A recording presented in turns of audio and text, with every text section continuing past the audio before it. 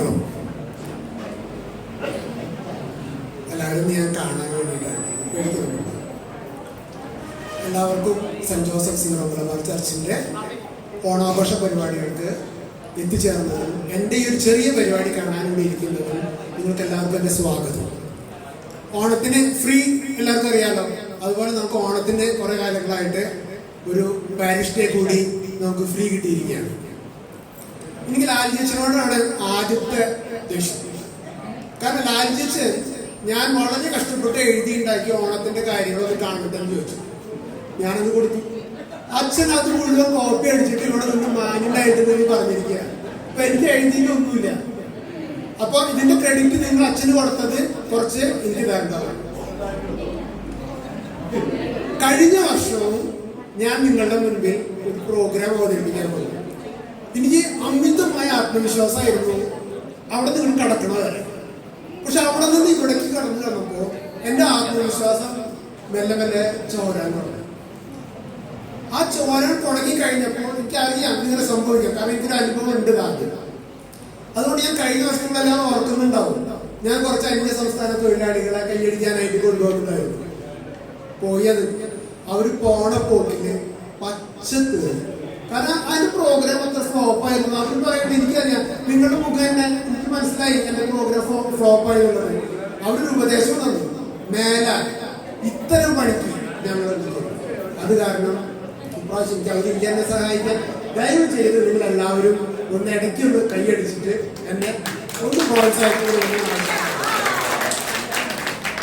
ഇനി നമുക്ക് കാര്യത്തിലേക്ക് നടക്കാം. ലാൽജി അച്ഛൻ കൃത്യമായിട്ട് പറഞ്ഞു ഓണം എന്താണെന്ന്.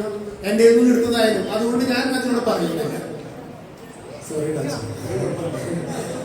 അപ്പൊ ഓണം എന്ന് പറഞ്ഞാൽ നമുക്ക് എല്ലാവർക്കും അറിയാം. മാവേലി, ഓണം, പുലിക്കളി, പൂക്കളം, കൈകൊട്ടിക്കളി, ഉമ്മാട്ടിക്കളി, വാമനൻ, മഹാബലി, പാതാളം, എല്ലാ വർഷവും പറഞ്ഞു മടുത്തു. പക്ഷെ ഞാൻ കേട്ടത് നല്ലൊരു കഥ. അത് കഥയായിട്ട് മാത്രം നിങ്ങൾ ഉൾക്കൊള്ളണം എന്നുള്ള ഒരു അഭ്യർത്ഥനയോടെ ഞാൻ എൻ്റെ ഇതിലേക്ക് കടക്കാം. സാധാരണ മഹാബലി കടന്നു വരുന്നത് വർഷത്തിലെ തിരുവോണനാളിലാണ്. ആ തിരുവോണനാളിൽ കടന്ന് നമ്മുടെ എല്ലാ പ്രജകളെ കാണാൻ വരുമ്പോൾ അവിടെ ക്ഷേമം അന്വേഷിക്കാറുണ്ട്. പക്ഷെ നമ്മളെല്ലാവരും അറിയാത്ത മറ്റൊരു കാര്യം കൂടി ആ വരവിന്റെ ഉദ്ദേശമുണ്ട്.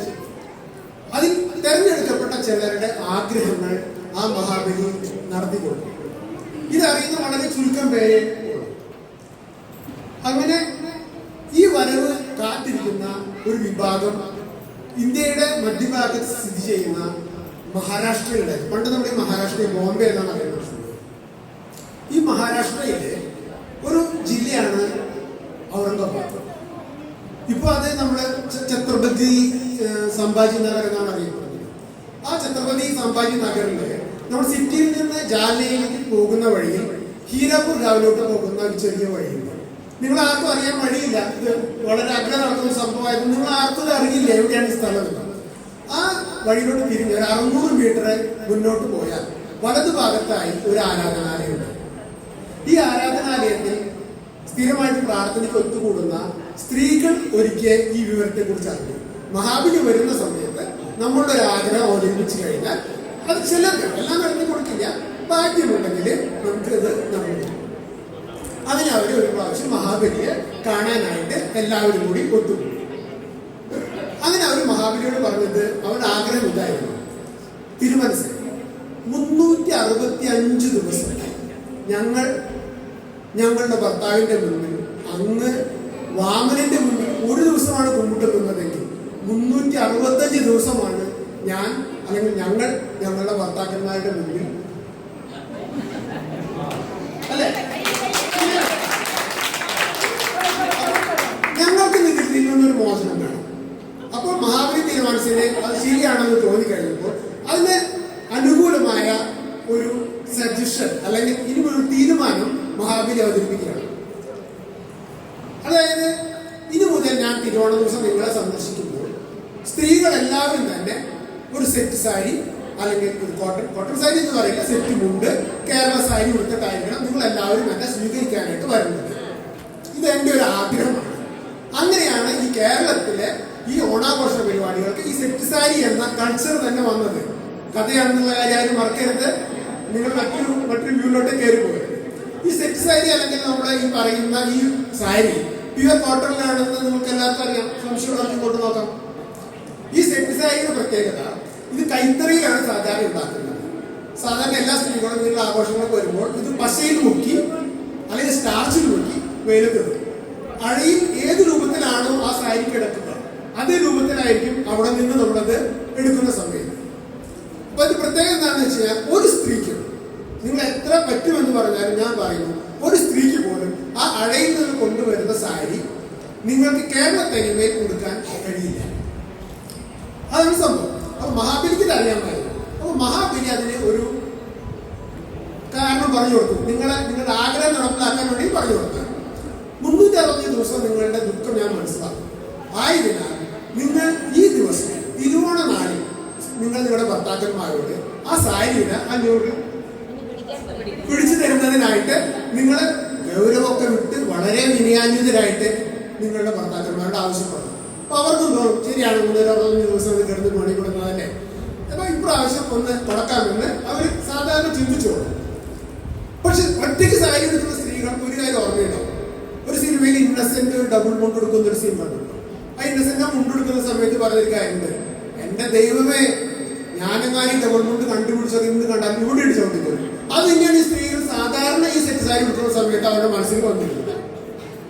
അങ്ങനെ മഹാബലി പറഞ്ഞു കൊടുത്ത ഒരു ഇതാണ് ഈ സാരി ഇങ്ങനെ കൊടുക്കാനായിട്ട് ഭർത്താക്കന്മാരെ വിളിക്കുക എന്ന് പറയുന്നത്. നിങ്ങൾ ആലോചിക്കുക, ഈ വരുന്ന സമയത്ത് ഭർത്താക്കന്മാർ നിങ്ങളുടെ മുൻപിൽ കുമ്പിട്ട് നിൽക്കുമ്പോൾ നിങ്ങൾക്ക് ഒരു സ്വന്തമായിട്ട് ഒരു വാമനായ ചിന്തയൊക്കെ വരാറില്ലേ? ഒന്ന് കണ്ണു നോക്കണ്ട, ഒന്ന് കൈമൊന്നിക്കുക, അങ്ങനെ തോന്നുന്നവരെ ഒന്ന് ഇല്ലേട്ടാ ആര് കൈമോച്ചു. ഇവിടെ അങ്ങനെ ആരുമില്ല. പക്ഷെ ആണുങ്ങളെ കണ്ടാൽ നമുക്ക് ഞങ്ങളൊന്നും ചെയ്യാറില്ല എന്നുള്ള ഒരു ഇരിപ്പാണ് ആണുങ്ങളെല്ലാവരും ഇരിക്കുന്നത്. നിങ്ങൾ ചെയ്യാറില്ല, ഇവർക്ക് അനുസരിക്കാറില്ല. പക്ഷെ ഇവിടെ ഇത് രണ്ടും കാണിച്ചിരിക്കുന്ന ഒരു 3 പേരുണ്ട്. ആരാന്നറിയോ? ഒന്ന് നമ്മുടെ ലാഞ്ചച്ച്, ഒന്ന് നമ്മുടെ ജോയിലച്ച്, ഒന്ന് നമ്മുടെ സിസ്റ്റർ. ഇവര് 3 നാൾ ഇരിക്കുന്നത് നിങ്ങൾ അനുഭവിച്ചോ? പക്ഷേ ഇത് ഇവരുടെ മുഖം കാണുമ്പോൾ എന്റെ കൂട്ടുകാരൻ്റെ ബൈക്കിന്റെ പുറകിൽ എനിക്ക് ഒരു സെന്റൻസ് ആണ് എനിക്ക് ഓർമ്മ വരുന്നത്. All are not fools. We are some of them are still bachelors. ഞങ്ങളത് കഴിച്ചില്ല, ഞങ്ങൾക്കൊന്നും ഈ ഗതികേട് വരില്ല എന്നാണ് അവരുടെ മുഖത്തു നിന്ന് എനിക്ക് മനസ്സിലാവുന്നത്. ഇനി ഇതൊക്കെ ആണെങ്കിലും ഞാൻ എന്റെ ഭാര്യയ്ക്ക് ഈ സാരി ഇങ്ങനെ ഉടുത്തു കൊടുക്കാനോ ഞാൻ തോന്നുന്ന കാരണം ഈ തിരുവോണ ദിവസത്തിലായാലും ഞാൻ അവളോട് പറഞ്ഞിട്ടുണ്ട്, എന്നെ ഈ പഠിക്കുന്നതിന് കിട്ടില്ല. അങ്ങനെ അവൾ എനിക്ക് ഇത് അനുവദിച്ചു തന്നിരിക്കുകയാണ്. തിരുവോണ നാളില് എനിക്ക് ഞാൻ സാരി ചോദിച്ചു തരാൻ ഷാജുവിന്റെ ആവശ്യമില്ല. അത് 2 കാരണങ്ങളാണുള്ളത്. ഒന്ന്, 2008 ഞാൻ വന്ന സമയത്ത് കൊണ്ടുവന്ന മുണ്ടാണ്. അന്ന് തൊട്ട് കഞ്ഞിപ്പശ മുക്കുന്ന മുണ്ടാണ്. അവൾക്കറിയാതെ അങ്ങനെയാണെന്ന്. അത്ര പഴക്കമുള്ള മുണ്ടാണ്.